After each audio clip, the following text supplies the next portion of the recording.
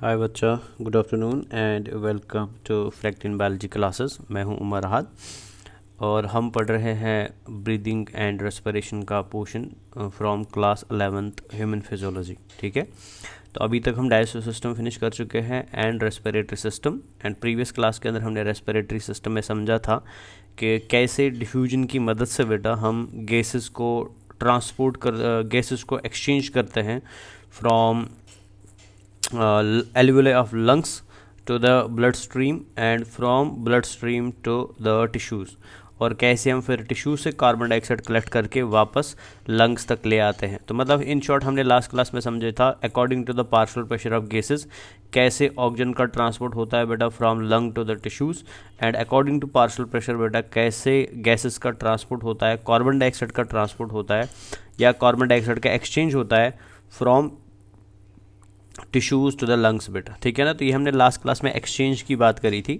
तो आज की जो हमारी क्लास होगी इसमें हम एक्सचेंज तो हम ऑलरेडी समझ चुके हैं। एक्सचेंज में हमने एक्सटर्नल रेस्पिरेशन देखा था जहाँ पे एल्वेलाई एंड लंग के बीच में ट्रांसपोर्ट हो रहा था। फिर हमने इंटरनल रेस्पिरेशन देखा था जहाँ पे ब्लड एंड टिश्यूज़ के बीच में ट्रांसपोर्ट हो रहा था। ठीक है ना, तो वहाँ तक हम ऑलरेडी लास्ट क्लास में कर चुके हैं। तो बट आज की क्लास में हम समझने वाले हैं कि जब हमारी बॉडी के अंदर बेटा ऑक्सीजन का डिफ्यूजन होता है फ्रॉम एल्वेलाई, ठीक है, तो फिर एल्वेलाई से निकल के बेटा जब ऑक्सीजन ब्लड में आता है तो फिर after entering into the blood हमारी बॉडी के अंदर इस ऑक्सीजन को कैसे ट्रांसपोर्ट किया जाता है। तो प्रीवियस क्लास में हमने एक्सचेंज समझा था। ठीक है ना, अगर आपको अच्छी से प्रीवियस क्लास में याद हो तो मैं आपको वापस ले जाता हूँ इस डायग्राम पे।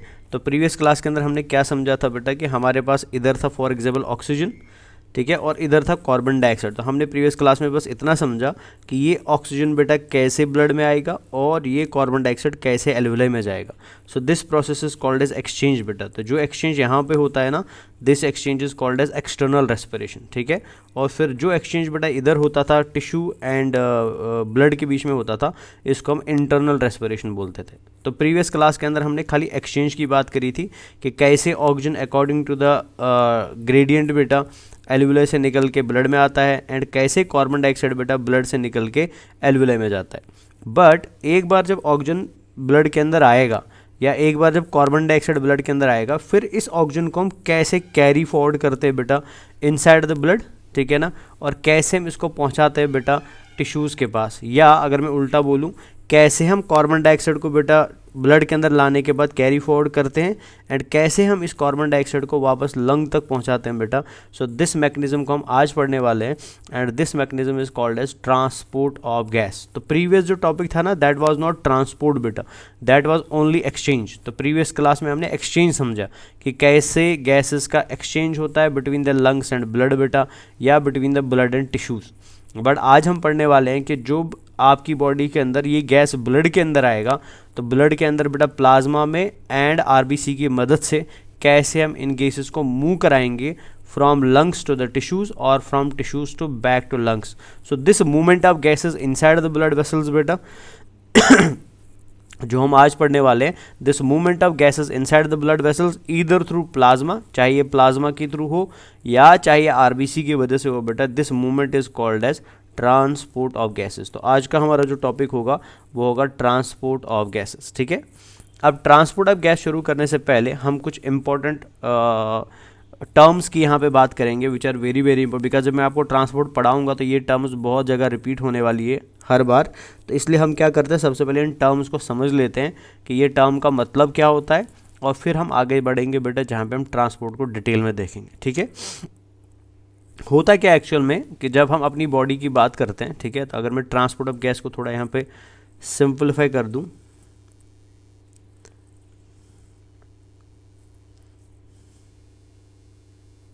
तो हमारी बॉडी में एक्चुअल में क्या होता है बच्चा, हमें ऑलरेडी पता है कि ट्रांसपोर्ट ऑफ गैस कौन कराता है, ब्लड कराता है। हम इसको ऑलरेडी पढ़ चुके हैं, है ना। Transport of gas is carried out by blood. ठीक है, अब हमें ऑलरेडी पता है बच्चा कि ब्लड के अंदर दो चीज़ें हैं। ठीक है, the first component of blood is called as plasma. पहले पोर्शन ऑफ ब्लड को हम क्या बोलते हैं, प्लाज्मा बोलते हैं, एंड दूसरे पोर्शन को हम फॉर्मड एलिमेंट बोलते हैं। बट फॉर्मड एलिमेंट में ट्रांसपोर्ट का काम खाली किसका होता है, आरबीसी का होता है। तो मतलब हमारी बॉडी के अंदर ब्लड के दो मेजर कंपोनेंट्स है बेटा। The component 1 is called as plasma, the component 2 is called as RBC. ठीक है ना, अब प्लाज्मा भी ट्रांसपोर्ट में मदद करता है एंड आरबीसी भी ट्रांसपोर्ट में मदद करती है। जैसे फॉर एग्जांपल अगर मैं यहाँ पे सबसे पहले ऑक्सीजन की ऑक्सीजन की बात करते हैं सबसे पहले, तो अगर यहाँ पे मैं ऑक्सीजन की बात करता हूँ बेटा प्लाज्मा को लेके, तो ऐसे बना देता हूँ मैं, तो हम दो चीज़ें बनाते हैं, एक साइड से लिख देते हैं ऑक्सीजन, एक साइड से लिखते हैं कार्बन डाइऑक्साइड।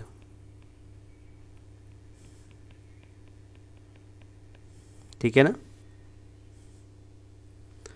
तो जब हम ट्रांसपोर्ट ऑफ ऑक्सीजन की बात करेंगे, अभी मैं बस खाली आउटलाइन आपको बता रहा हूँ, बाद में पूरा डिटेल में इसको अलग से दिखाने वाला हूँ मैं। तो जब हम ट्रांसपोर्ट की बात करते हैं ना बेटा, ऑक्सीजन की ट्रांसपोर्ट की बात करते हैं, तो ऑक्सीजन ट्रांसपोर्ट होगा बेटा प्लाज्मा के द्वारा भी एंड ऑक्सीजन ट्रांसपोर्ट होगा बेटा आरबीसी के द्वारा भी। ठीक है। सिमिलरली कार्बन डाइऑक्साइड ट्रांसपोर्ट होगा बेटा प्लाज्मा के द्वारा भी एंड कार्बन डाइऑक्साइड ट्रांसपोर्ट होगा आरबीसी के द्वारा भी। ठीक है। तो ये कितना परसेंट होता है पहले उसको देख लेते हैं, फिर मैं आगे आपको एक इंपॉर्टेंट चीज़ बताने वाला हूँ।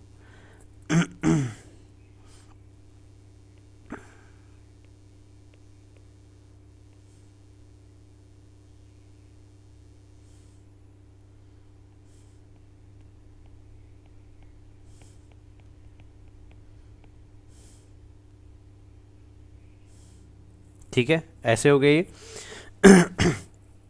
तो जब हम देखते हैं इस चीज़ को, हमें क्या पता चलता है बेटा, after studying the transport of gases, हमें पता चलता है दैट जब हम ऑक्सीजन की ट्रांसपोर्ट की बात करते हैं तो प्लाज्मा के अंदर अप्रॉक्सीमेटली बेटा 1 to 3% ऑक्सीजन ट्रांसपोर्ट किया जाता है, 1 to 3%। ठीक है, बिकॉज हमें ऑलरेडी पता है ब्लड के दो कंपोनेंट्स होते हैं, तो अगर ब्लड ट्रांसपोर्ट में मदद कर रहा है दैट मीन्स ब्लड का प्लाज्मा भी मदद कर रहा होगा और फॉर्मेड एलिमेंट भी मदद कर रहा होगा। और अगर मैं यहाँ पे खाली ऑक्सीजन के ट्रांसपोर्ट की बात कर रहा हूँ तो ये देखने को मिलता है बेटा कि जब ऑक्सीजन प्लाज्मा के थ्रू ट्रांसपोर्ट होता है तो ऑक्सीजन बेटा प्लाज्मा में ट्रांसपोर्ट होता है only 1 to 3%। That means oxygen जब ब्लड के अंदर आएगा तो 1 से लेकर 3% ऑक्सीजन बेटा कहाँ पे रहेगा, प्लाज्मा में रहेगा। जैसे जैसे प्लाज्मा आगे बढ़ेगा तो ये परसेंटेज ऑफ ऑक्सीजन भी क्या करती रहती है, आगे बढ़ती रहती है। ठीक है। लेकिन जब हम ऑक्सीजन की बात करेंगे बेटा कि आरबीसी कितने ऑक्सीजन को कैरी करती है, तो हमें पता चलता है बेटा दैट अप्रॉक्सीमेटली 97 to 99% जो ऑक्सीजन होता है बेटा उसको कौन कैरी करता है, उसको आरबीसी कैरी करता है। ठीक है। सो मीन्स ऑक्सीजन का ऑक्सीजन का ट्रांसपोर्ट जो होता है बेटा वो मेजरली कौन करता है, वो आरबीसी करता है। एंड थोड़ा बहुत ट्रांसपोर्ट कौन करता है बेटा, थोड़ा बहुत ट्रांसपोर्ट प्लाज्मा भी करता है। क्लियर। सिमिलरली जब हम कार्बन डाइऑक्साइड को देखते हैं तो अगर हम कार्बन डाइऑक्साइड के ट्रांसपोर्ट की बात करेंगे थ्रू प्लाज्मा, तो प्लाज्मा में कितना ट्रांसपोर्ट किया जाता है बेटा कार्बन डाइऑक्साइड को, तो हमें पता चलता है दैट प्लाज्मा के थ्रू बेटा अप्रॉक्सीमेटली 20 to 25%, 20 to 25% बेटा कार्बन डाइऑक्साइड क्या किया जाता है, प्लाज्मा के द्वारा ट्रांसपोर्ट किया जाता है। मतलब जब कार्बन डाइऑक्साइड ब्लड के अंदर आएगा तो after entering into the blood बेटा अप्रॉक्सीमेटली 20 to 25% कार्बन डाइऑक्साइड किसके अंदर रहेगा, वो प्लाज्मा के अंदर रहेगा। ठीक है ना, वो फॉर्मेड एलिमेंट के पास नहीं जाएगा। बट जब हम देखते हैं बेटे कि फॉर्मेड एलिमेंट के द्वारा कितना ट्रांसपोर्ट किया जाता है कार्बन डाइऑक्साइड का, तो वो अप्रॉक्सीमेटली हमें पता चलता है कि 70% जो है 7% जो कार्बन डाइऑक्साइड का बेटा 7% वो कैसे ट्रांसपोर्ट किया जाता है बेटा, वो प्लाज्मा के थ्रू ट्रांसपोर्ट किया जाता है बेटा डिजॉल्व्ड फॉर्म में। ठीक है ना, डिजॉल्व्ड फॉर्म में 7% होता है एंड बाइकार्बोनेट फॉर्म में कितना होता है, 70% होता है, वो हम बाद में देखते हैं। तो मतलब इन जनरल इस टेबल से हमें एक चीज़ पता चलता है कि जब हमारी बॉडी में गैसोस ट्रांसपोर्ट होता है, चाहे वो ऑक्सीजन का ट्रांसपोर्ट हो रहा हो चाहे वो कार्बन डाइऑक्साइड का ट्रांसपोर्ट हो रहा हो, तो मेजरली दो चीज़ें इन्वॉल्व होती है ट्रांसपोर्ट में, या तो वो चीज़ बेटा आपका प्लाज्मा है या तो वो चीज़ आपका क्या है, आरबीसी है। और इन जनरल अगर देखा जाए तो आरबीसी ज़्यादा एक्टिवली पार्टिसिपेट करती है ट्रांसपोर्ट में in comparison to that of plasma. किसके लिए बेटा, ऑक्सीजन के लिए, बट इन रिटर्न बेटा कार्बन डाइऑक्साइड के लिए प्लाज्मा क्या करता है, ज़्यादा काम करता है। ठीक है ना। अब हमारी बॉडी के अंदर जब एक गैसेस ट्रांसपोर्ट होती है, ठीक है, तो अगर हटा देते हैं इधर से, तो क्लियर हो गया अभी। जब हमारी बॉडी में बेटा इन गैसेस का ट्रांसपोर्ट होता है ना, तो ये आरबीसी के द्वारा कैसे ट्रांसपोर्ट होती है उस चीज़ को मैं यहाँ पे आपको समझाने वाला हूँ और उसी से हम कुछ टर्म्स की बात करेंगे। हमारी आरबीसी के अंदर एक स्पेशल पिगमेंट रहता है, that pigment is called as haemoglobin. ठीक है ना, that pigment is called as haemoglobin, जिसको हम ऑलरेडी पढ़ चुके हैं बेटा।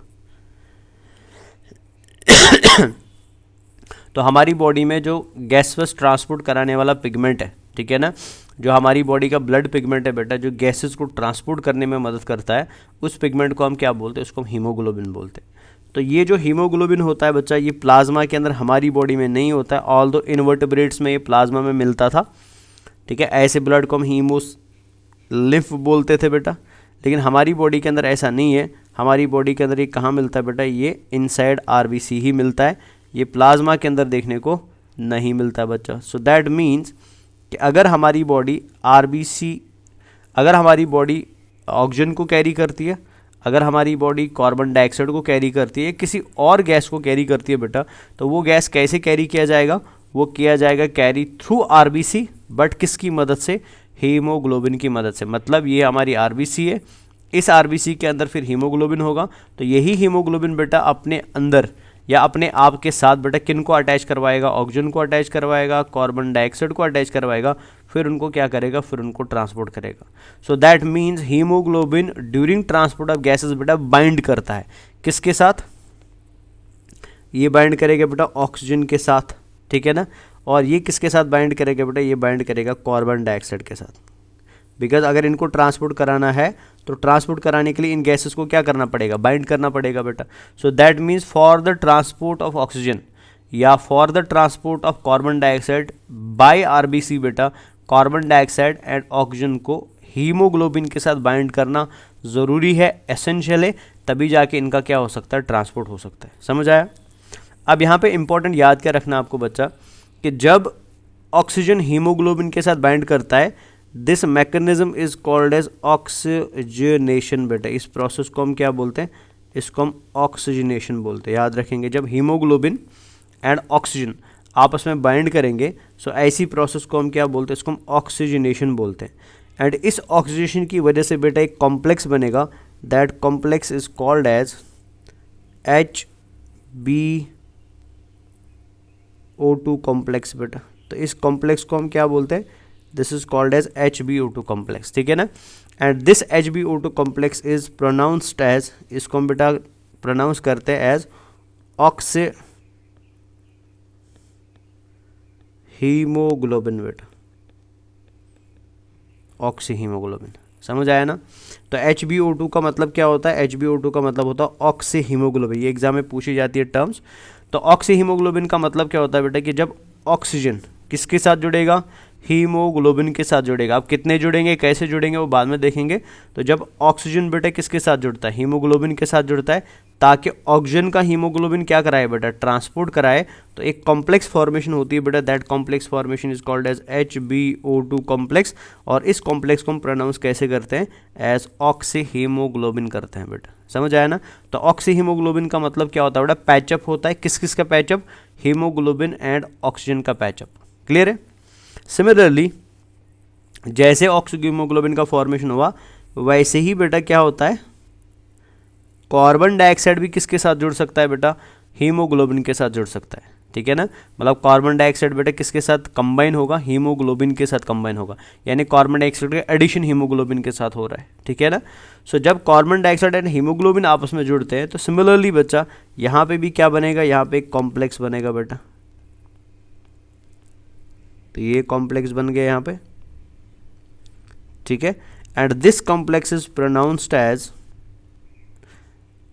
कार्ब अमीनो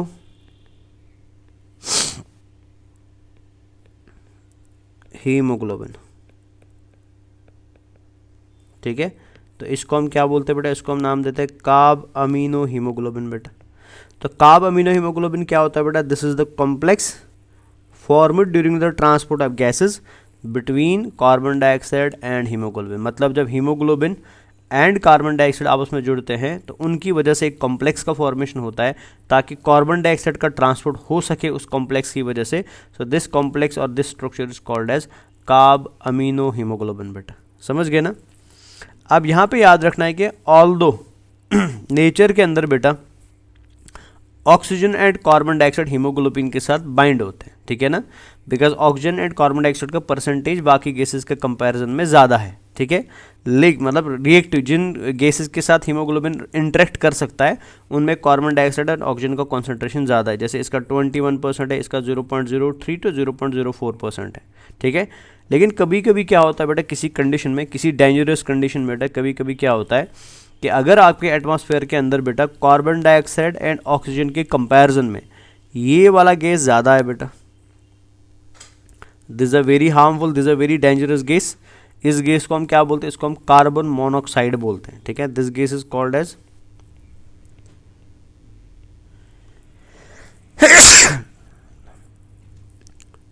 कार्बन मोनोऑक्साइड बोलते हैं बेटा, ठीक है। मान लीजिए फॉर कोई कंडीशन ऐसी अराइज हुई कि जो बंदा इनहेल कर रहा हवा को बेटा, उसके आसपास हवा में कार्बन मोनोऑक्साइड क्या था, कार्बन मोनोऑक्साइड ज़्यादा था।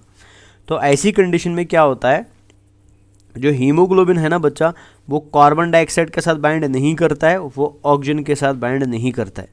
अब ऐसा क्यों होता है बच्चा, because in this very particular condition carbon monoxide जो होती है बेटा, वो 200 टाइम्स मोर एफिनिटी दिखाती है, 200 टाइम्स मोर एफिनिटी दिखाती है बेटा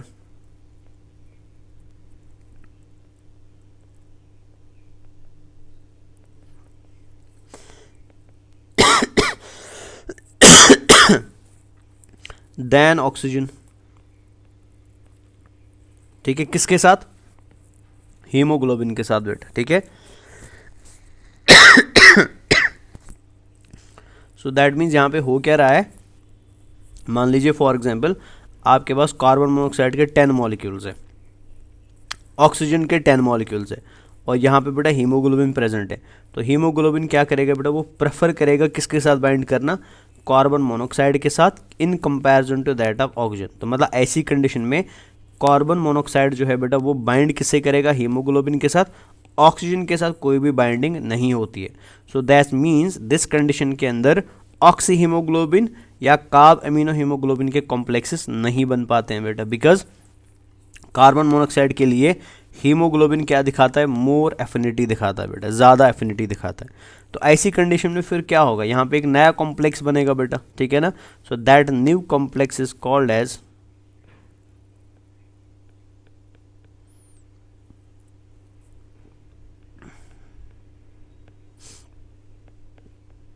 that new complex is called as carboxy haemoglobin बेटा, इसको हम क्या बोलते हैं, कार्बोक्सी हीमोग्लोबिन बोलते हैं, समझ आया ना। सो मतलब haemoglobin can be bound to oxygen, it can be bound to carbon dioxide and it can also be bound to carbon monoxide, depending upon किसका कॉन्सेंट्रेशन ज़्यादा है उसके साथ हीमोग्लोबिन क्या करता है, बाइंड करता है, ठीक है। और एक देख लेते हैं।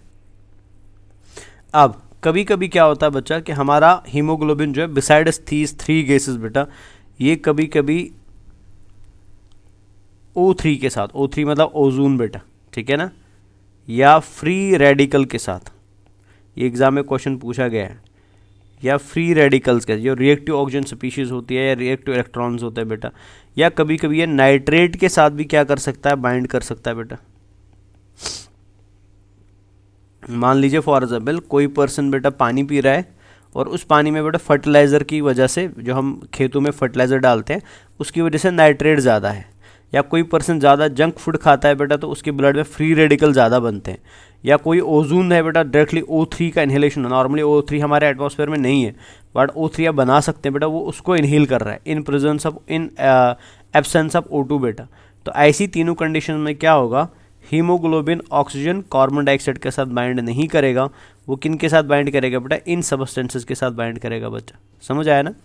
तो जैसे ही हीमोग्लोबिन इन सबस्टेंसेस के साथ बाइंड करता है, तो binding of haemoglobin with these substances जो मैंने यहाँ पे लिखी है बेटा, वो क्या कराती है बेटा, वो हीमोग्लोबिन को ऑक्सीडाइज कराती है। तो हीमोग्लोबिन का क्या होता है, ब्रेक डाउन होता है, तो ऑक्सीडेशन ऑफ हीमोग्लोबिन होता है, समझ आया ना, in presence of O3, in presence of free radical और इन प्रेजेंस ऑफ नाइट्रेट बेटा, समझ आया ना।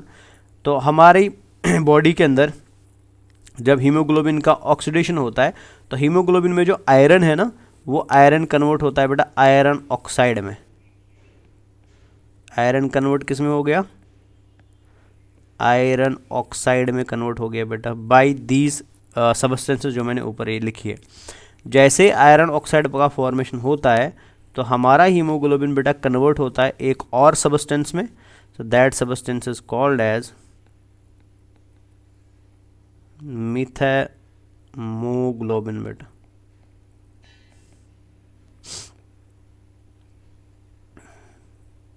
सबस्टेंस का नाम क्या है बेटा? मिथाइमोग्लोबिन है, समझ गए ना। और मिथाइमोग्लोबिन जो होता है ना ये खुद कलरलेस होता है। मिथाइमोग्लोबिन खुद कलरलेस होता है बेटा, लेकिन जो आयरन ऑक्साइड बन गया ना बेटा ये ब्लू कलर का होता है, समझ गए ना। तो ऐसे पर्सन के बॉडी के अंदर बेटा ब्लड जो होगा वो किस कलर का हो जाएगा? वो ब्लू कलर का हो जाएगा बेटा, because of formation of methaemoglobin. Because methaemoglobin के अंदर जो हीमोग्लोबिन है बेटा उसके अंदर आयरन ऑक्साइड की फॉर्म में, जिसका कलर कैसा होता है? ब्लू कलर का होता है, समझ आया। सो ये बाइंडिंग कैपेसिटीज है किसकी? हीमोग्लोबिन की बेटा। Haemoglobin can bind with any of these 4 बेटा, बट किससे बाइंड करेगा eight a time? That depends upon कि किसका कॉन्सेंट्रेशन एटमॉस्फेयर में ज़्यादा है। अब इसमें और एक इंपॉर्टेंट पॉइंट आपको याद रखनी है which is very very essential to remember. सो वो है बच्चा, दैट इज़ कि इसमें जो हीमोग्लोबिन ऑक्सीजन के साथ बॉन्डिंग करता है एंड हीमोग्लोबिन जो कार्बन डाइऑक्साइड के साथ बॉन्डिंग करता है ना, तो ये दोनों जो कॉम्प्लेक्सेस बनते हैं ना बेटा HbO2 एंड HbCO2, ये कॉम्प्लेक्सेस बनते हैं बेटा, ये रिवर्सिबल बाइंडिंग होती है। ये होती है बेटा रिवर्सिबल बाइंडिंग।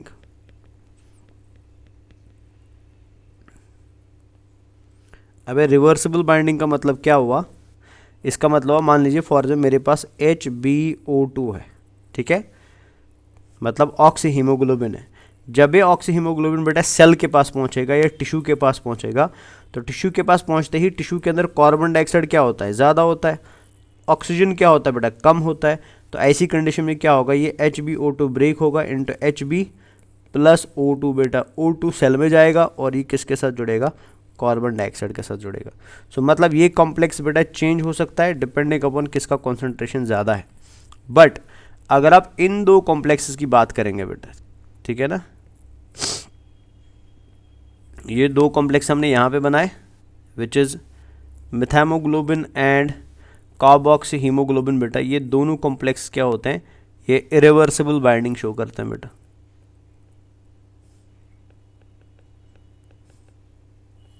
तो ये शो करते हैं इरिवर्सिबल बाइंडिंग, समझ आया। मतलब इनके साथ कभी भी हीमोग्लोबिन बाइंड कर गया फिर ये उसको बेटा रिलीज नहीं होने देते हैं, ये उसको हमेशा के लिए पकड़ लेते हैं बेटा, ये इजीली बेटा उसको फिर छोड़ते नहीं है। तो यहाँ पे कंप्लीट कॉम्प्लेक्स का फॉर्मेशन हो जाता है both in case of carboxy haemoglobin as well as methaemoglobin बेटा। क्लियर हो गया। तो ये आपने याद रखा पहले कुछ टर्म्स, आगे हम और भी डिस्कस में डिटेल में जाएंगे, बट इंपॉर्टेंट कुछ टर्म्स आपने याद रखी जहाँ पे आपने समझा दैट हीमोग्लोबिन खाली ऑक्सीजन या कार्बन डाइऑक्साइड के साथ बाइंड नहीं करता है, वो कार्बन मोनोऑक्साइड के साथ या इन सबस्टेंसेस के साथ भी बाइंड करता है। बट एट अ टाइम बेटा वो किसके साथ बाइंड करेगा? दैट डिपेंड्स अपॉन इन चार में से किसका कॉन्सेंट्रेशन ज़्यादा है। जिसका कॉन्सेंट्रेशन जहाँ ज़्यादा होगा वहाँ पे बेटा क्या होगा? हीमोग्लोबिन का बाइंडिंग होगा। बट बाइंडिंग दो प्रकार की होती है, reversible binding and irreversible binding. Reversible binding में बेटा हीमोग्लोबिन अपने बाइंड किए हुए ऑक्सीजन या कार्बन डाइऑक्साइड को रिलीज कर सकता है और किसी और सबस्टेंस को ऐड कर सकता है, लेकिन इरिवर्सिबल बाइंडिंग में बेटा जो सबस्टेंस ऐड हो जाती है उसको फिर इजीली हीमोग्लोबिन रिलीज नहीं कर पाता है। क्लियर हो गया। सो ये आपने पहली इंपॉर्टेंट चीज़ याद रखी विच इज़ एसेंशियल बेटा, ये आपको अच्छे से याद रहना चाहिए। अब हम आगे बढ़ते हैं। अब थोड़ा सा हम बात करते हैं किसके बारे में? हीमोग्लोबिन के बारे में। देखिए हीमोग्लोबिन को इससे पहले भी मैं आपको एक दो बार समझा चुका हूँ बेटा।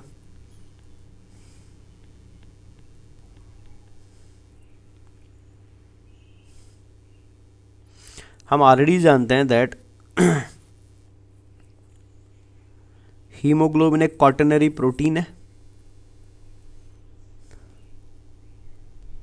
ठीक है ना, जो दो इंपॉर्टेंट मटेरियल्स का बना हुआ है। One is called as haem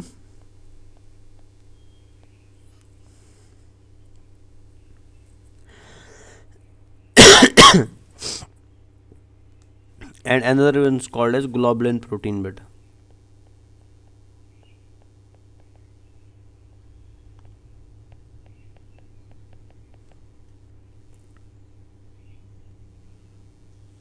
ठीक है। अब हीम की जब हमने बात करी थी, ये भी मैं ऑलरेडी आपको डिटेल में बता चुका हूँ, दैट हीम फर्दर दो चीज़ों का बना होता है बेटा, जिसमें से 4 होती है पोरफायरिन रिंग्स,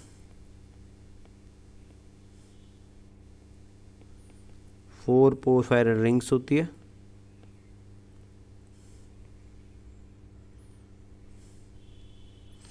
और क्या पाया जाता है बेटा, आयरन पाया जाता है इन Fe2 पॉजिटिव फॉर्म बेटा।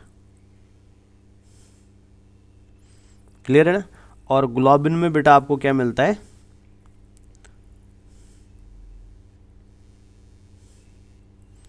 4 पॉलीपेप्टाइड चेन्स मिलती है, जिसमें से 2 होती है बेटा अल्फा पेप्टाइड्स, सो एक होती है बेटा, 2 होती है अल्फा पेप्टाइड्स, 2 अल्फा पेप्टाइड्स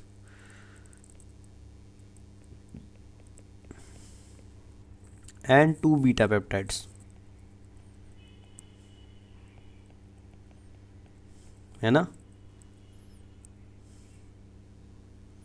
जिनको हमने अल्फा अल्फा प्राइम नाम दिया था, बीटा बीटा प्राइम नाम दिया था। ठीक है ये आप सब जानते हैं।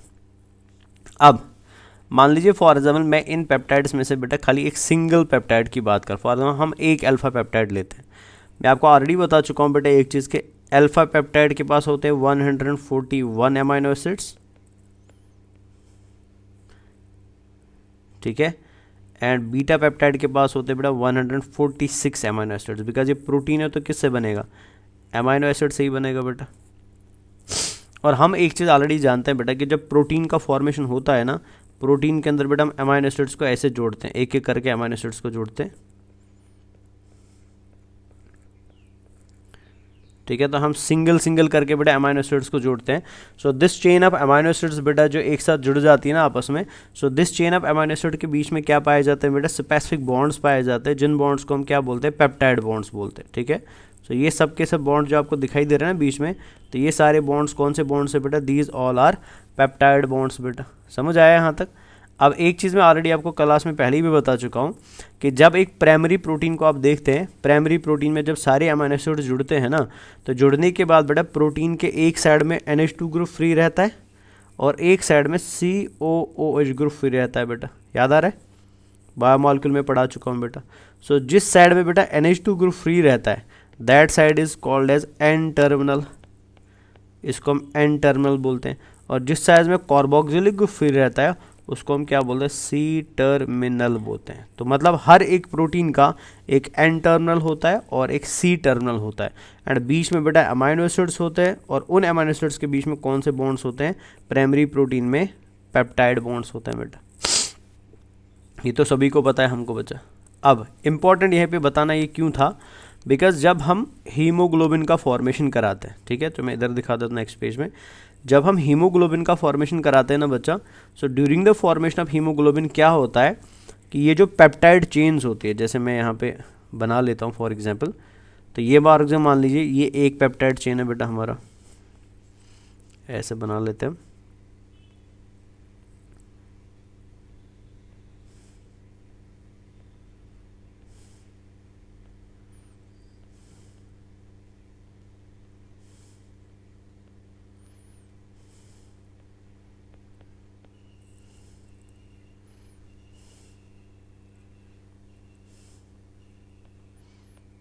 तो ये हमारा एक पेप्टाइड चेन हो गया फॉर एग्जांपल, ठीक है।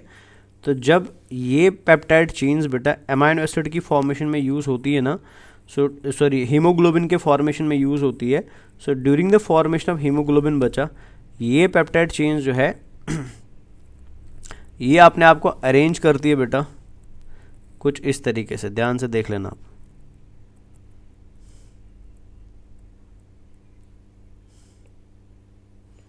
फॉर एग्जाम्पल ये एक चेन हो गया,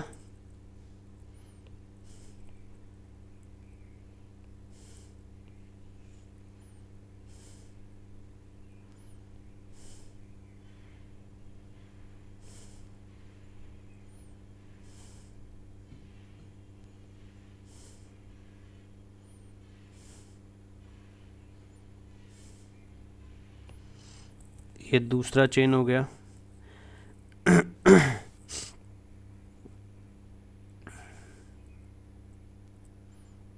this is chain number 3, and this is chain number 4.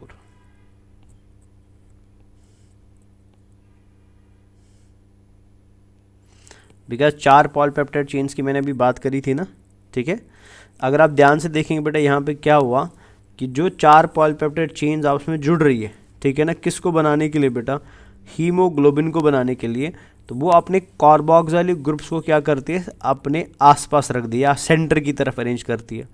ये सब मान लीजिए for example this chain is, अगर उनको नाम देते हैं ताकि आप कंफ्यूज ना हो जाए, फॉर एग्जाम्पल बेटा दिस चेन इज अल्फा, ठीक है, तो ये अल्फा प्राइम हो गया। दिस चेन इज बीटा, तो ये क्या हो गया, ये बीटा प्राइम हो गया ना। तो ये 4 पॉलीपेप्टाइड चेन्स होगी। तो आप ध्यान से देखिए, चारों पॉलीपेप्टाइड चेन्स जो होती है ये खुद को ऐसे अरेंज करती है during the formation of haemoglobin, ये कार्बोक्सिलिक ग्रुप्स को क्या करते हैं बेटा, सेंटर की तरफ लाते हैं। तो इनके चारों कार्बोक्सिलिक ग्रुप्स आसपास में होते हैं, और एमाइनो ग्रुप्स कहाँ की तरफ होते हैं, बाहर की तरफ होते हैं। समझ गए ना। तो इसको मैं सीधे ऐसे लिख देता हूँ। तो एमाइनो ग्रुप कहाँ होते हैं बेटा, वो आउटसाइड में होता है। सो ये एमाइनो ग्रुप हो गया ऐसे NH2 और NH2, ठीक है, समझ आया। तो एमाइनो ग्रुप्स है बाहर के साइड में एंड कार्बोक्सिलिक ग्रुप से अंदर के साइड में बेटा। तो ये पोर्शन क्या हो गया, ये ग्लोबुलिन प्रोटीन हो गया, ठीक है। फिर हमारा हीम कहाँ गया बेटा, तो हीम आपको कुछ ऐसे दिखाई देता बेटा।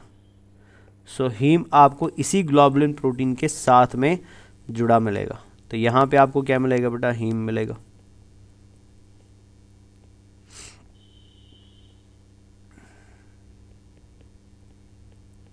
तो ये हीम मिल रहा है।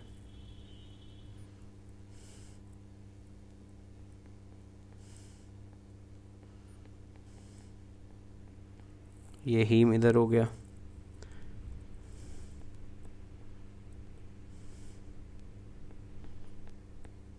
ये हीम इधर हो गया, और दिस इज हीम।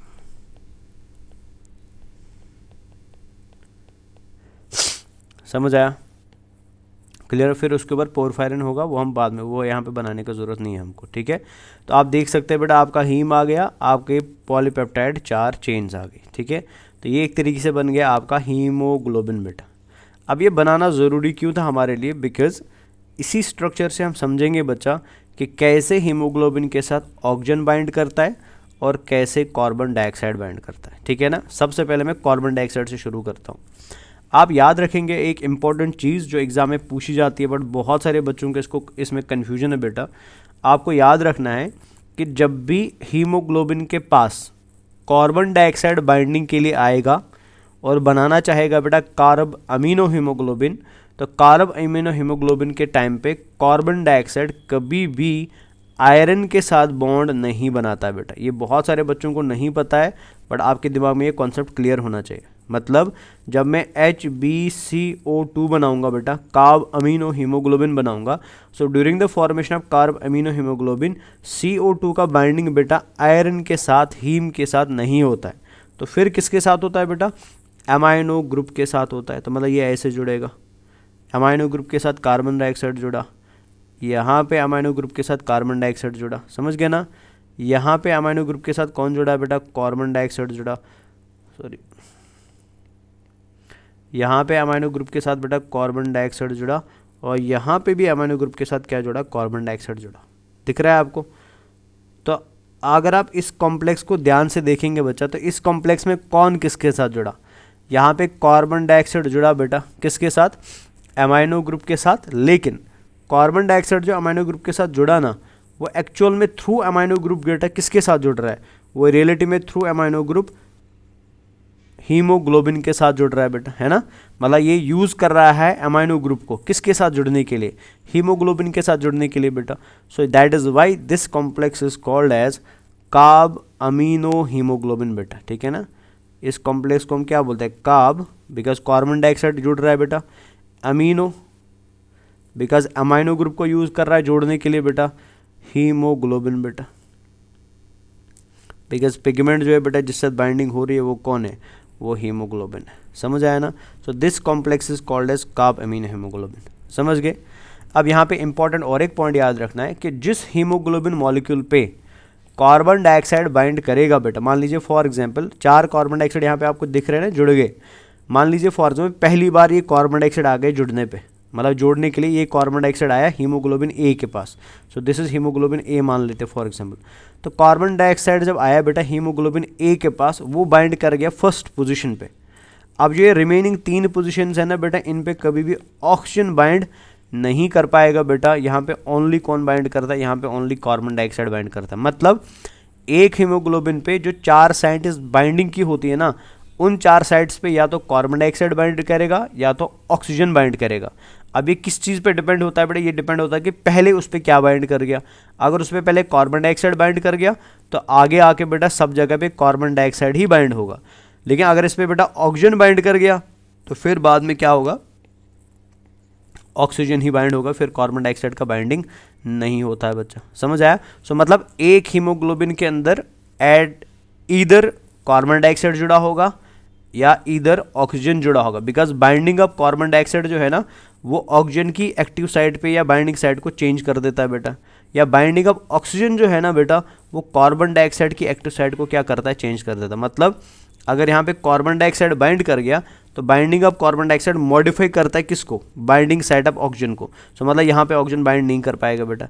बट अगर इसका उल्टा हुआ बेटा, अगर यहाँ पे ऑक्सीजन बाइंड कर गया तो बाइंडिंग ऑफ ऑक्सीजन बेटा मॉडिफाई किसे करता है, कार्बन डाइऑक्साइड बाइंडिंग साइड को मॉडिफाई करता है। तो मतलब एक हीमोग्लोबिन पे इधर कार्बन डाइऑक्साइड होगा या ऑक्सीजन होगा, दोनों नहीं हो सकते। मतलब ऐसा नहीं हो सकता है कि 2 पे कार्बन डाइऑक्साइड है और 2 पे ऑक्सीजन है, ऐसा नहीं होता है बेटा। या तो चारों पे कार्बन डाइऑक्साइड होगा या तो चारों पे क्या होगा, ऑक्सीजन होगा। समझ आया? So this complex is called as carbaminohaemoglobin complex बेटा। क्लियर हो गया? अगर इसी कॉम्प्लेक्स को हम आगे ले जाए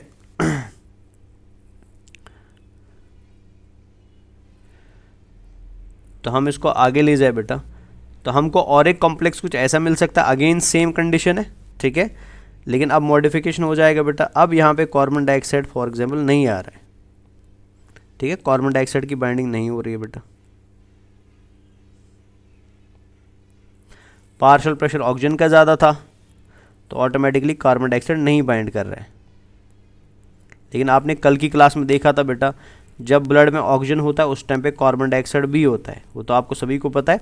बट यहाँ पे हम इमेजिन कर लिए फॉर एग्जांपल ऑक्सीजन बाइंड कर गया, तो ऑक्सीजन किससे बाइंड करता है बेटा, ऑक्सीजन आयरन से बाइंड करता है, मतलब हीम से बाइंड करता है। तो ये जुड़ गया बेटा ऑक्सीजन हीम के साथ। So here also haem and here also haem बेटा, ठीक है।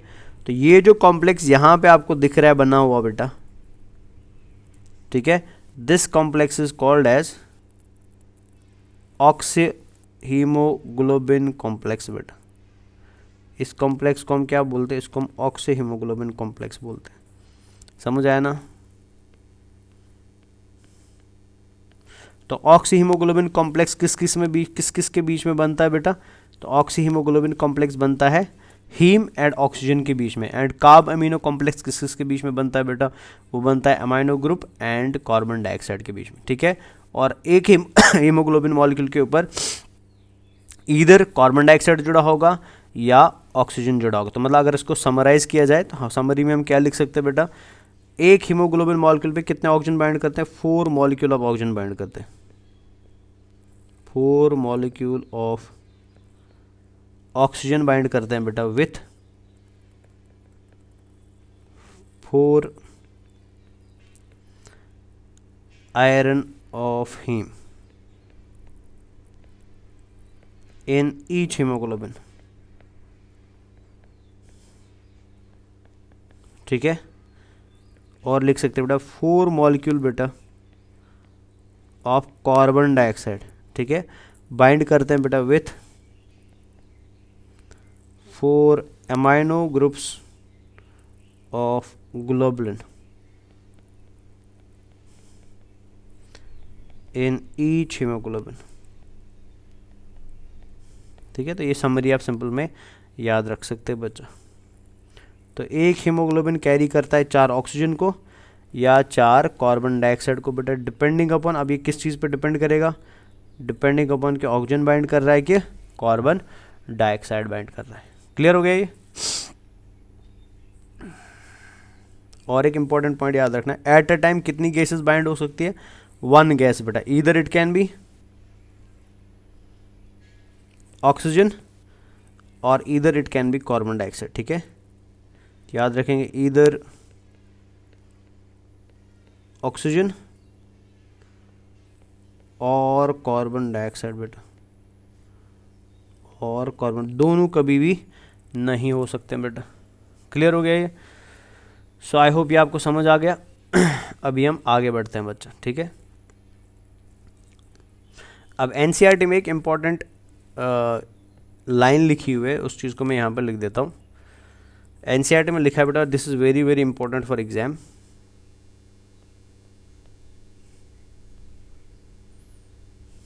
लाइन लिखा हुआ है, एक हेल्दी ह्यूमन के अंदर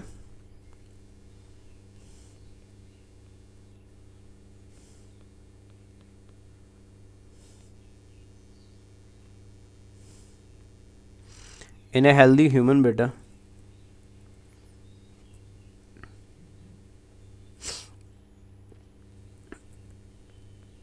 $15 grams ऑफ हीमोग्लोबिन, ठीक है, are present per 100 ml of blood, ठीक है। 15 grams of haemoglobin are present per 100 ml of blood. ये बड़ा इंपॉर्टेंट पॉइंट है, एनसीईआरटी में लिखा हुआ है, ठीक है। सो 15 ग्राम पर 100 ml, मतलब 100 ml के अंदर बच्चा एक हीमोग्लोबिन, एक हेल्दी पर्सन के अंदर कितना हीमोग्लोबिन होता है? 15 ग्राम्स का हीमोग्लोबिन होता है, ठीक है। इसी को अगर मैं कैरी फॉरवर्ड करूं बेटा, इससे कुछ क्वेश्चंस पूछे जाते हैं, तो आपको और एक पॉइंट याद रखना है कि 1 ग्राम हीमोग्लोबिन जो होता है, 1 ग्राम हीमोग्लोबिन जो होता है बेटा, सिंपल है यार, 1 ग्राम हीमोग्लोबिन बेटा एटलीस्ट कैरी करता है बच्चा, carries 1.34 ml of oxygen. Very very important, ठीक है ना। 1 ग्राम हीमोग्लोबिन कितना ऑक्सीजन कैरी करता है? 1.34 ml ऑफ ऑक्सीजन कैरी करता है। सो अगर हमें कैलकुलेट करना पड़े 15 ग्राम कितना कैरी करेगा, ठीक है, अगर हमें इस बेसिस पे कैलकुलेट करना पड़े 15 ग्राम कितना कैरी करेगा, तो 15 ग्राम कितना करेगा? सो 15 ग्राम हीमोग्लोबिन कैरी कितना कैरी करेगा बच्चा? सो वो आएगा equal to 1.34 multiply by 15 ml, तो वो कितना आएगा? वो आएगा 20 ml ऑफ ऑक्सीजन, ठीक है ना, समझ गए ना, पर 100 ml। सो मतलब आपकी बॉडी में बेटा पर 100 ml में, पर 100 ml ऑफ ब्लड में बेटा कितना ऑक्सीजन होता है? 20 ml ऑफ ऑक्सीजन होता है। तो ये वैल्यूज याद रखना, बिकॉज इनको मैं अभी यूज़ करने वाला हूँ।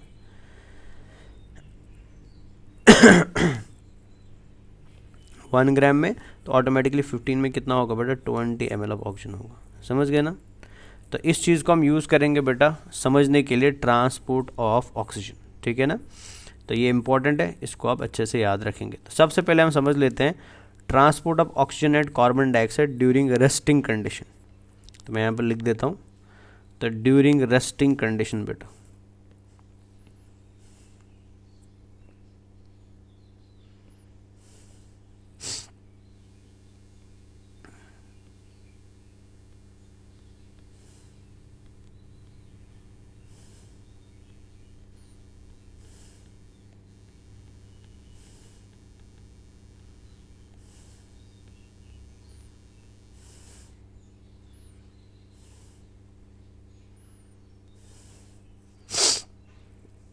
अब इस चीज़ को बड़े ध्यान से समझ लीजिए आप। होता क्या है बच्चा कि जब हमारी बॉडी रेस्ट पे होती है, ठीक है ना, मतलब हम रेस्ट कर रहे हैं, हम कोई काम हम नहीं कर रहे हैं, या हम रिलैक्स कर रहे हैं, तो रिलैक्सेशन के टाइम पे भी बेटा हमारी बॉडी को ऑक्सीजन चाहिए होता है, ठीक है। तो ऑक्सीजन कहाँ से निकलना शुरू होगा बेटा? एल्वियोलाई से ऑक्सीजन निकलना शुरू होगा। ध्यान से समझना इसको, बिकॉज ये बहुत इंपॉर्टेंट कॉन्सेप्ट है, इस पर बहुत खतरनाक क्वेश्चन आते हैं। तो आपके एल्वियोलाई के अंदर ऑक्सीजन है ना, अब आप रेस्ट कर रहे हैं, तो आपकी बॉडी को रेस्टिंग के टाइम पे भी ऑक्सीजन की ज़रूरत पड़ती है, ठीक है।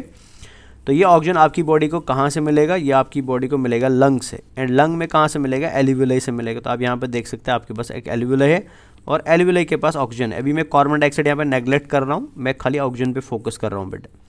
तो होगा क्या बेटा, आपको ऑलरेडी पता है कि पल्मोनरी आर्टरी लेके आती है डीऑक्सीनेटेड ब्लड, जो हम लास्ट क्लास में पढ़ चुके हैं बेटा। डीऑक्सीनेटेड ब्लड के पास कार्बन डाइऑक्साइड ज़्यादा होता है और ऑक्सीजन कम होता है। So automatically carbon dioxide alveoli में जाएगा और बदले में कौन आएगा बेटा, अंदर ऑक्सीजन आएगा। अभी हम पढ़ चुके हैं बच्चा कि जैसे ऑक्सीजन ब्लड के अंदर आएगा, ठीक है, देखिए कैपिलरी है हमारे पास यहाँ पे। So this transport of oxygen to blood and carbon dioxide to alveoli बेटा, this is called as external respiration. तो एक्सटर्नल रेस्पिरेशन का मतलब क्या होता है, एक्सचेंज ऑफ गैसेस होता है बेटा between alveoli and blood vessels. तो जब एल्वियोलाई एंड ब्लड वेसल्स के बीच में एक्सचेंज होता है, so this exchange is called as external respiration. और ये कहाँ होता है, कैपिलरीज एंड एल्वियोलाई के बीच में होता है। तो इन शॉर्ट यहाँ पे क्या होगा बच्चा, यहाँ पे होगा ये कि कार्बन डाइऑक्साइड कहाँ जाएगा बेटा, कार्बन डाइऑक्साइड चला जाएगा आपके लंग्स के अंदर, ठीक है ना। और जैसे ही कार्बन डाइऑक्साइड लंग्स के अंदर चला जाएगा तो इधर यहाँ पे इससे पहले क्या था बेटा, यहाँ पे था HbCO2, ऐसे था ना।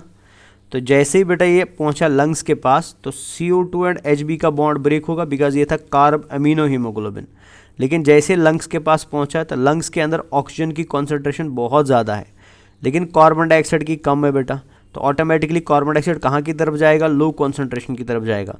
बट जाने के लिए उसे किसे छोड़ना पड़ेगा, हीमोग्लोबिन को छोड़ना पड़ेगा। तो हीमोग्लोबिन एंड कार्बन डाइऑक्साइड का बॉन्ड ब्रेक होगा तो कार्बन डाइऑक्साइड कहाँ पहुँच जाएगा बेटा, कार्बन डाइऑक्साइड पहुँच जाएगा इनटू द एल्वियोलाई। तो कार्बन डाइऑक्साइड एल्वियोलाई में आ गया, है ना। हीमोग्लोबिन जैसे फ्री होगा, हीमोग्लोबिन आप किसको पकड़ेगा अपने साथ, ये ऑक्सीजन को पकड़ेगा बेटा। तो हीमोग्लोबिन किसके साथ बाइंड करेगा, ऑक्सीजन के साथ। तो क्या बनेगा, ऑक्सी हीमोग्लोबिन कॉम्प्लेक्स बनेगा। तो ये बन गया ऑक्सी हीमोग्लोबिन कॉम्प्लेक्स। जैसे ही ऑक्सी हीमोग्लोबिन कॉम्प्लेक्स बनने लगेगा, हमारा डीऑक्सीनेटेड ब्लड बेटा अब किस में कन्वर्ट होने लगेगा, ऑक्सीजनेटेड ब्लड में कन्वर्ट होने लगेगा। समझ गए ना। तो मतलब पल्मोनरी आर्टरी के अंदर जो ब्लड था वो क्या था, वो डीऑक्सीनेटेड था बेटा। So this is deoxygenated blood बेटा। तो ये है डीऑक्सीनेटेड ब्लड, ठीक है। और ये किसके पास था बेटा, ये था पल्मोनरी आर्टरी के पास, ये था पल्मोनरी आर्टरी के पास।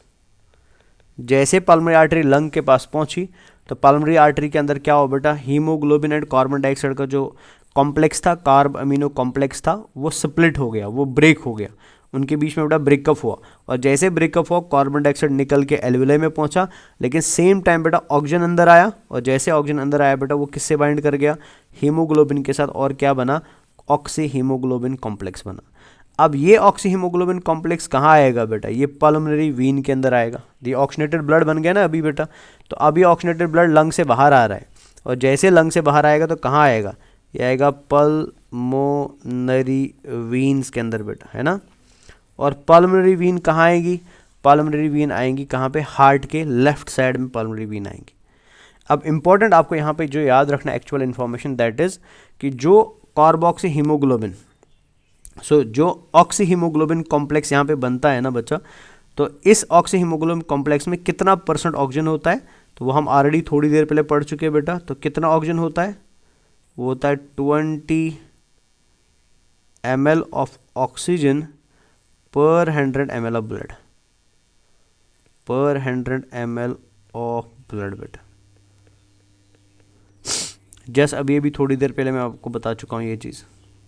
तो मतलब ड्यूरिंग ऑक्सीजनेशन ऑफ हीमोग्लोबिन बेटा, तो हीमोग्लोबिन के पास पर 100 ml ऑफ ब्लड में कितना ऑक्सीजन होता है, 20 ml ऑफ ऑक्सीजन होता है। तो क्या मैं बता सकता हूँ बच्चा कि पल्मोनरी वीन्स के अंदर जो अभी ब्लड दौड़ रहा है बेटा, उस ब्लड के अंदर जो आरबीसीज है, उन आरबीसीज के पास बेटा पर 100 ml में कितना ऑक्सीजन है, 20 ml ऑक्सीजन है। सो दैट मीन्स टिश्यू की तरफ हम कितना ऑक्सीजन भेज रहे हैं, 20 ml ऑफ ऑक्सीजन भेज रहे हैं। तो आप ऐसा समझ सकते हैं, मान लीजिए फॉर एग्जांपल ये एक डिलीवरी बॉय है बेटा, डिलीवरी बॉय का नाम है पल्मोनरी वीन, ठीक है। So this delivery boy is named as pulmonary vein बेटा। सो इस डिलीवरी बॉय का नाम क्या है, इसका नाम पल्मोनरी वीन है। और इस डिलीवरी बॉय के पास अभी कितना ऑक्सीजन है बेटा, इसके पास 20 ml ऑफ ऑक्सीजन है। और ये 20 ml ऑफ ऑक्सीजन किसकी तरफ ले जा रहा है, ये बॉडी की तरफ ले जा रहा है या सेल्स की तरफ ले जा रहा है बेटा। लेकिन सेल्स तक ले जाने के लिए इसको सबसे पहले किसे क्रॉस करना पड़ेगा, हार्ट के लेफ्ट साइड को क्रॉस करना पड़ेगा। तो सबसे पहले आएगा लेफ्ट एट्रिया में, फिर जाएगा लेफ्ट वेंट्रिकल में, फिर लेफ्ट वेंट्रिकल इसको पंप करेगी तो ये आयोटा में आएगा और आयोटा से ये बॉडी में जाएगा बेटा। समझ गया ना। सो मतलब जो ब्लड आप यहाँ पे देख रहे हैं बेटा, जो इधर से ब्लड निकल रहा है जो बॉडी की तरफ जा रहा है, इस ब्लड के पास कितना ऑक्सीजन है बेटा पर 100 ml, इसके पास बेटा 20 ml ऑफ ऑक्सीजन है पर 100 ml ऑफ ब्लड बेटा, पर 100 ml ऑफ ब्लड। अगर मैं बोलूँ बेटा पर 200 ml कितना है तो वो 40 ml होगा बेटा। समझ गया ना, बिकॉज ये इंक्रीज होगा ना। 100 ml में अगर 20 है तो 200 ml में कितना होगा 40 ml होगा बेटा। 300 ml में कितना होगा बेटा 60 होगा। 400 ml में कितना होगा बेटा 80 होगा। समझ आया ना। 500 ml में कितना होगा बेटा 100 ml होगा। सो मतलब ये इंक्रीज होता रहेगा परसेंटेज, बट अभी हम खाली 100 ml के अकॉर्डिंग चल रहे हैं। तो इमेजिन कर लीजिए कि इस ब्लड वेसल से 100 ml ऑफ ब्लड फ्लो कर रहा है और इस 100 ml ऑफ ब्लड के अंदर बेटा कितना ऑक्सीजन है 20 ml ऑफ ऑक्सीजन है। समझ गए ना। अब इधर नीचे देखिए, जैसे ही ये 20 ml ऑफ ऑक्सीजन किसके पास पहुंचेगा, सेल्स के पास पहुंचेगा या टिश्यूज़ के पास पहुंचेगा। ठीक है ना।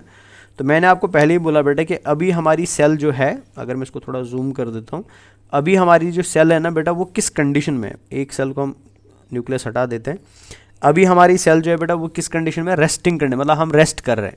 तो जब हम रेस्ट कर रहे होते हैं बच्चा, तो रेस्टिंग के टाइम पे हमारी बॉडी को ज़्यादा एनर्जी चाहिए कि कम एनर्जी चाहिए। हम रेस्ट कर रहे हैं, हम ज़्यादा काम नहीं कर रहे हैं, तो ऑटोमेटिकली हमारी बॉडी को एनर्जी क्या चाहिए, एनर्जी कम चाहिए बेटा, है ना। तो अगर हमें बॉडी में एनर्जी कम चाहिए ड्यूरिंग रेस्टिंग कंडीशन बेटा, तो इस कंडीशन में हम क्या करेंगे, हम कम ग्लूकोज को ब्रेक करेंगे बेटा, है ना। C6H12O6 जो है बेटा, हम हमारी बॉडी के अंदर जैसे ऐसे ले लेते हैं, ये है बेटा C6H12O6, ये ग्लूकोज मॉलिक्यूल हो गया। तो हम हमारी बॉडी के अंदर ग्लूकोज को हमेशा तोड़ते रहते हैं बेटा, ठीक है। एंड तोड़ने के बाद यहाँ से क्या निकलता है, कार्बन डाइऑक्साइड निकलता है प्लस एनर्जी निकलती है। अब मैं आपको बोल रहा हूँ कि अभी हम रेस्ट कर रहे हैं, तो हमको एनर्जी क्या चाहिए, कम। तो अगर हमें एनर्जी कम चाहिए तो ग्लूकोज को भी क्या करना पड़ेगा, कम तोड़ना पड़ेगा बेटा। अगर हम ग्लूकोज को कम तोड़ रहे हैं तो ब्लड से हमें जो ऑक्सीजन लेना है ना बेटा इस ग्लूकोज को तोड़ने के लिए, वो ज़्यादा लेना पड़ेगा कि वो कम लेना पड़ेगा। ऑफकोर्स वो भी कम ही लेना पड़ेगा बेटा। समझ आया ना। बिकॉज हम रेस्टिंग कंडीशन में है तो ऑक्सीजन का सप्लाई भी क्या हो जाएगा, कम हो जाएगा। क्लियर है ना। तो अगर ऑक्सीजन कम ले रहे हैं हम बेटा, किससे, ब्लड से बेटा, तो ऑटोमेटिकली कार्बन डाइऑक्साइड का प्रोडक्शन भी क्या हो जाएगा, कार्बन डाइऑक्साइड का प्रोडक्शन भी कम हो जाएगा बेटा। तो यहाँ पे कम कार्बन डाइऑक्साइड बन रहा है, बिकॉज अभी हम पढ़ रहे हैं ट्रांसपोर्ट ऑफ ऑक्सीजन या carbon dioxide during resting condition. तो अगर हम रेस्ट कर रहे हैं, बॉडी में एनर्जी की ज़रूरत कम पड़ती है। अगर एनर्जी की ज़रूरत कम पड़ती है तो ग्लूकोज को ऑक्सीडाइज करने के लिए बेटा हमें ऑक्सीजन भी क्या चाहिए, कम चाहिए बेटा। और अगर ग्लूकोज को ऑक्सीडाइज करने के लिए ऑक्सीजन कम चाहिए तो एनर्जी भी कम निकलेगा, तो कार्बन डाइऑक्साइड भी क्या निकलेगा बेटा, कम निकलेगा। समझ गए ना। अब होगा क्या, यहाँ पे ध्यान से देखिए, जब ये HbO2 मतलब ऑक्सी हीमोग्लोबिन कॉम्प्लेक्स सेल के पास पहुँचेगा या टिश्यू के पास पहुँचेगा, तो ये सप्लाई ऑफ ऑक्सीजन प्रोवाइड करेगा। तो ये ऑक्सीजन जो आ रहा है ना यहाँ पे बेटा, ये कहाँ से आएगा, ये ऑक्सीजनेटेड ब्लड से आएगा। क्लियर। और ऑक्सीजनेटेड ब्लड से जब ये ऑक्सीजन अंदर आएगा ना, एंटर करेगा बेटा सेल के अंदर, तो उल्टा साइड में कौन जाएगा, उल्टे साइड में कार्बन डाइऑक्साइड एंटर करेगा, किस में, ब्लड के अंदर बेटा। समझ आया।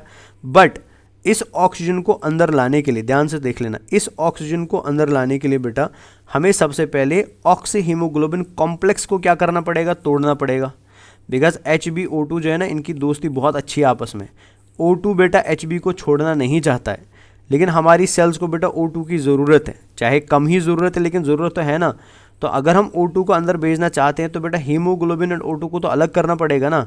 अलग करने का मतलब हमें यहाँ पे इनको क्या करना पड़ेगा, डिसोशिएट करना पड़ेगा, ब्रेकअप करना पड़ेगा, तोड़ना पड़ेगा। समझ गए ना।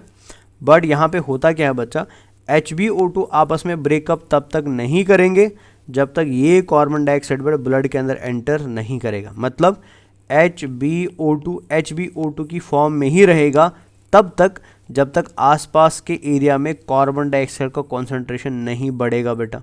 समझ गए ना। So that means before breaking HbO2 बेटा हमें ब्लड के अंदर किसका कॉन्सेंट्रेशन बढ़ाना है, कार्बन डाइऑक्साइड का कॉन्सेंट्रेशन बढ़ाना है। सो मीन्स यहाँ पे क्या होगा बच्चा, ये कार्बन डाइऑक्साइड जो सेल के अंदर ऑलरेडी बन रहा है, ये कार्बन डाइऑक्साइड कहाँ आएगा, ये ब्लड के अंदर आएगा। ठीक है। So this entry of carbon dioxide into blood is called as loading of carbon dioxide. इसको हम क्या बोलते हैं, इसको हम बेटा लोडिंग ऑफ कार्बन डाइऑक्साइड बोलते हैं, समझ आया। और कितना कार्बन डाइऑक्साइड लोड किया जाता है बेटा टिश्यूज़ के पास, तो अप्रॉक्सीमेशन में बेटा 4 ml of carbon dioxide load किया जाता है पर 100 ml ऑफ ब्लड। ये वैल्यूज़ आपको याद रखने, यही एग्जाम के लिए इंपॉर्टेंट है, पर 100 ml ऑफ ब्लड, समझ आया। तो मतलब आपने ब्लड के अंदर बेटा क्या किया, आपने कार्बन डाइऑक्साइड को सेंड किया। क्यों सेंड किया, ताकि आप चाहते हैं ऑक्सीजन अंदर आए। ऑक्सीजन तो अंदर तब तक नहीं आएगा जब तक CO2 का कॉन्सेंट्रेशन ब्लड में नहीं बढ़ेगा। तो वो बढ़ाने के लिए सबसे पहले आपने लोडिंग करवाया। और लोडिंग किसका हो रहा है बेटा, लोडिंग हो रहा है कार्बन डाइऑक्साइड, कहाँ पे, ब्लड के अंदर। और जैसे कार्बन डाइऑक्साइड लोडिंग शुरू होगा तो ऑटोमेटिकली CO2 का कॉन्सेंट्रेशन बढ़ेगा। और जैसे ही CO2 का कॉन्सेंट्रेशन बढ़ेगा Hb अलग हो जाएगा एंड O2 अलग हो जाएगा। और जैसे ही O2 अलग होगा बेटा तो O2 कहाँ से कहाँ की तरफ आएगा, ब्लड से टिश्यू की तरफ आएगा बेटा। So this process of transferring the oxygen from blood to tissues बेटा, ताकि सेल को क्या मिले, वो अमाउंट ऑफ ऑक्सीजन मिले जो उसको चाहिए, इसको हम बोलते हैं unloading of oxygen. This is called as unloading of oxygen बेटा, ठीक है। और कितना अनलोडिंग होता है ऑक्सीजन का बेटा, 5 ml होता है। ये बुक्स में भी लिखा है तो इम्पोर्टेंट है। 5 ml ऑफ ऑक्सीजन को अनलोड किया जाता है बेटा पर 100 ml ऑफ ब्लड। मतलब हर 100 ml ऑफ ब्लड बेटा टिश्यू के पास आने के बाद कितने ऑक्सीजन को रिलीज़ करेगा ड्यूरिंग रेस्टिंग कंडीशन है। अभी मैं रेस्टिंग कंडीशन की बात कर रहा हूँ। कितने ऑक्सीजन को रिलीज़ करेगा बेटा, 5 ml को रिलीज़ करेगा, समझ गए ना। तो टोटल हमारे पास कितना ऑक्सीजन था 20 ml था। इधर ध्यान से देख लीजिए, टोटल हमारे पास कितना ऑक्सीजन था, हम 20 ml लेके आए थे। 20 ml में से बेटा 5 ml हम किसको दे रहे हैं, 5 ml हम टिश्यूज़ को दे रहे हैं बेटा, समझ आया ना। सो दैट मीन्स टिश्यू के पास आने के बाद बेटा कितने % ऑक्सीजन का ट्रांसपोर्ट हो रहा है बेटा, या कितने % ऑक्सीजन का अनलोडिंग हो रहा है। तो याद रखेंगे 25% ऑक्सीजन का अनलोडिंग होता है। So this is very very important for exam, this is very very important for exam. तो 25% ऑक्सीजन का क्या किया जाता है, अनलोडिंग किया जाता है बेटा at the place of tissues, समझ गए ना। अब ध्यान से देखें, तो टिश्यू से तो हमने अनलोड कर दिया बेटा 25%, तो रिमेनिंग 75% अभी भी कहाँ पे है, ऑक्सीजन 75% अभी भी कहाँ पे बेटा, ब्लड में है। प्लस हमने उसके अलावा बेटा 4 ml उसके अंदर क्या ऐड कर दिया बेटा, कार्बन डाइऑक्साइड ऐड कर दिया। अब ये ध्यान से देख लीजिए बेटा, अब ये ब्लड कहाँ पे जा रहा है, अब यहाँ पे क्या बनेगा, अब बनेगा HbCO2 कॉम्प्लेक्स बनेगा, है ना। अब ये HbCO2 कॉम्प्लेक्स कहाँ जा रहा है, ये वेना केवा में जा रहा है। तो ये किसे रिप्रेजेंट कर रहा है, so this blood represents vena cava. Vena cava के अंदर बेटा कौन सा ब्लड है, डीऑक्सीनेटेड ब्लड है। और इस डीऑक्सीनेटेड ब्लड के पास क्या है, HbCO2 और कहीं कहीं पे बेटा HbO2 भी है, बिकॉज अभी भी 15 ml ऑक्सीजन इसी के पास है बेटा, समझ गए ना। सो इस डीऑक्सीनेटेड ब्लड के अंदर याद रखेंगे बच्चा, अगर मैं इधर दिखाऊँ आपको, तो इसके पास अब क्या होगा बेटा, O2 होगा और क्या होगा बेटा, CO2 होगा, HbO2 एंड HbCO2। और O2 कितना है बेटा, 15 ml है। 15 ml का मतलब हुआ 75% ऑक्सीजन अभी भी है बेटा इसके पास, है ना। एंड कार्बन डाइऑक्साइड कितना है बेटा, 4 ml है, समझ गए। तो मतलब जो डीऑक्सीनेटेड ब्लड बेटा ट्रांसपोर्ट किया जाता है हीमोग्लोबिन के द्वारा, उस डीऑक्सीनेटेड ब्लड में कार्बन डाइऑक्साइड 4 ml होता है, बट बिसाइड्स कार्बन डाइऑक्साइड उसमें अभी भी क्या है, 75% और 15 ml क्या होता है, ऑक्सीजन होता है। बट कब, जब रेस्टिंग कंडीशन चल रही है बेटा, ड्यूरिंग रेस्टिंग कंडीशन, समझ गए ना। और एक इंपॉर्टेंट पॉइंट यहाँ पे याद रखना है जो एग्जाम में पूछा जाता है, तो डेसोसिएशन फिर कितने ऑक्सीजन का हुआ बेटा, 25% ऑक्सीजन क्या होता है बेटा, या 25% ऑक्सी हीमोग्लोबिन क्या होता है बेटा, डेसोशिएट होता है। मैं इधर ही लिख देता हूँ, इंपॉर्टेंट है। तो या तो पूछा जाएगा आपको बेटा अनलोडिंग कितने का होता है, तो अनलोडिंग होता है 25% का, या पूछा जाएगा कितना ऑक्सी हीमोग्लोबिन डेसोशिएट होता है, तो डेसोसिएशन होता है बेटा, डेसोसिएशन ऑफ HbO2 तो कितने % का होता है, 25% का, समझ गए ना बच्चा। तो लेकिन ये सब एप्लीकेबल किसके लिए है, जब आपकी बॉडी रेस्टिंग कंडीशन में है बेटा, समझ आया ना। सो ड्यूरिंग रेस्ट आपकी बॉडी के अंदर 25% ऑक्सीजन डिसोशिएट होता है। सो मतलब 5 ml का ऑक्सीजन बेटा टिश्यूज़ को सप्लाई किया जाता है एंड 4 ml वहाँ से रिटर्न में क्या लिया जाता है, कार्बन डाइऑक्साइड लिया जाता है। एंड बॉडी में बेटा जो ब्लड दौड़ रहा है ना, उसमें अभी भी कितना परसेंट ऑक्सीजन होता है, 75% ऑक्सीजन होता है। क्लियर हो गया। अब नेक्स्ट केस देख लेते हैं। अब ये है बेटा ड्यूरिंग एक्सरसाइज, हाँ, transport of oxygen during exercise या transport of gases during exercise बेटा, मतलब रेस्ट खत्म हो गया, अभी अब एक्सरसाइज के मोड पे आ गए। सेम यहाँ तो सेम ही चलेगा, तो सेम चीज़ कहानी है बेटा, O2 अंदर आएगा, CO2 एल्वियोलाई में जाएगा। जो O2 अंदर आएगा बेटा वो हीमोग्लोबिन के साथ जुड़ेगा और बनेगा कार्बोक्सी और बनेगा ऑक्सी हीमोग्लोबिन बेटा, और वो कितना होगा 20 ml ऑफ पर 100 ml ऑफ ब्लड, तो वो कितना होगा बेटा 20 ml होगा। क्लियर है ना। अब अगेन ये कहाँ जाएगा बेटा, ये जाएगा पल्मोनरी वीन में, पल्मोनरी वीन से जाएगा लेफ्ट हार्ट में, लेफ्ट हार्ट से आएगा अरोटा में, अरोटा से कहाँ आएगा बेटा पल्मोनरी अरोटा से कहाँ आएगा बेटा बॉडी में आएगा थ्रू सिस्टमिक आर्टरीज, ठीक है, या शॉर्ट में अरोटा से बॉडी में आएगा। अब बॉडी में हम ऑलरेडी जानते हैं बच्चा, मैंने अभी आपको बोला कि अभी हम क्या कर रहे हैं, एक्सरसाइज कर रहे हैं। तो जब हम एक्सरसाइज करेंगे तो हमको क्या चाहिए बेटा, ड्यूरिंग एक्सरसाइज हमको एनर्जी ज़्यादा चाहिए। सो दैट मीन्स हम ग्लूकोज का ब्रेक डाउन ज़्यादा करना चाहते हैं।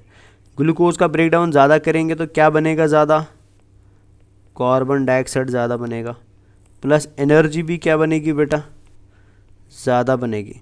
लेकिन ये एनर्जी ज़्यादा बनाने के लिए आपको ऑक्सीजन भी क्या चाहिए, ज़्यादा चाहिए बेटा। लेकिन सेम कहानी दोबारा से रिपीट होगी, ऑक्सीजन तब तक नहीं आएगा जब तक आप कार्बन डाइऑक्साइड को क्या ना शुरू करो बेटा, लोड करना ना शुरू करो। तो यहाँ पे कार्बन डाइऑक्साइड की सबसे पहले लोडिंग होगी बेटा, समझ आया ना। और कितना परसेंट कार्बन डाइऑक्साइड लोड किया जाता है, this is very very interesting. So 14 ml of carbon dioxide बेटा पर 100 ml ऑफ ब्लड को लोड किया जाता है। तो आप देख सकते हैं क्लियरली ध्यान से। सो ड्यूरिंग एक्सरसाइज बेटा हमारी बॉडी में कार्बन डाइऑक्साइड ज़्यादा बनता है, तो ऑटोमेटिकली बेटा उस कार्बन डाइऑक्साइड की लोडिंग भी क्या होती है, उस कार्बन डाइऑक्साइड की लोडिंग भी ज़्यादा होती है। और कितनी होती है, 14 ml होती है। जैसे ही कार्बन डाइऑक्साइड लोड होना शुरू होगा बच्चा, तो ऑटोमेटिकली CO2 का कॉन्सेंट्रेशन बढ़ेगा। जैसे ही CO2 का कॉन्सेंट्रेशन बढ़ेगा तो HbO2 कॉम्प्लेक्स ब्रेक हो जाएगा बेटा। जैसे HbO2 कॉम्प्लेक्स ब्रेक होगा तो ऑक्सीजन कहाँ आएगा बेटा, ऑक्सीजन टिश्यूज़ के अंदर या सेल्स के अंदर आएगा। तो मतलब अभी क्या हो रहा है, अनलोडिंग हो रहा है बेटा। तो कितने परसेंट का अनलोडिंग होता है, तो यहाँ पे 15 ml ऑफ ऑक्सीजन पर 100 ml ऑफ ब्लड बेटा को लोड किया जाता है। समझ रहे, देखिए कैसे सारे फीचर्स बदल गए। इससे पहले खाली लोड कितना हुआ था, 5 ml हुआ था, लेकिन अभी कितना हो रहा है बेटा, 15 ml हो रहा है। सो 15 ml लोड होने का मतलब कितना हीमोग्लोबिन डिसोशिएट हुआ बेटा, 75% ऑफ HbO2 डिसोशिएट हुआ। बिकॉज बॉडी में ऑक्सीजन की नीड क्या हो रही है बेटा, बढ़ रही है। तो ये दोनों फीचर एग्जाम के लिए बहुत इंपॉर्टेंट है, याद रखने। समझ गए ना। तो फिर हमारी बॉडी के अंदर बचा क्या, तो हमारी बॉडी के अंदर बेटा डिऑक्सीनेटेड ब्लड बचा। अब इस डिऑक्सीनेटेड ब्लड में ऑक्सीजन भी होगा एंड कार्बन डाइऑक्साइड भी होगा, है ना। और ऑक्सीजन कितना होगा बच्चा, तो वो होगा अभी 5 ml ऑफ ऑक्सीजन होगा बेटा। So that means 25%। And carbon dioxide कितना होगा बेटा, 14 ml होगा। समझ आया। सो मीन्स जब आप एक्सरसाइज कर रहे होते हैं बेटा, ड्यूरिंग एक्सरसाइज कंडीशन आपकी बॉडी में जो ब्लड ट्रांसपोर्ट हो रहा है, उस ब्लड ट्रांसपोर्ट के द्वारा आपकी बॉडी में बेटा डिऑक्सीनेटेड ब्लड में खाली 25% ब्लड होता है। बट जब आप रेस्ट ले रहे होते हैं उस टाइम पे कितना होता है, 75% ब्लड होता है। सो ये सारे वैल्यूज़ जो मैंने आपको अभी बताया ना, they are very very important to understand the process of oxygen transport और कार्बन डाइऑक्साइड ट्रांसपोर्ट। अब ये ऑक्सीजन एंड कार्बन डाइऑक्साइड कैसे ट्रांसपोर्ट किए जाते हैं, ठीक है, एंड कैसे हम इसके द्वारा बेटा ग्राफ को डिज़ाइन करते हैं, जिसको हम ऑक्सीजन डिसोसिएशन कर्व बोलते हैं, वो हम इंशाल्लाह आपको नेक्स्ट क्लास में समझाएंगे। ठीक है, तो टिल देन इस टॉपिक को प्लीज़ ध्यान से एक बार देखिएगा और नोट्स ड्रॉ करिएगा, बिकॉज ये टॉपिक आगे वाली चीज़ें समझने के लिए बहुत ज़्यादा इंपॉर्टेंट है। चलिए पढ़ते रहिए, टिल देन खुदा हाफिज़ and take care guys, bye bye.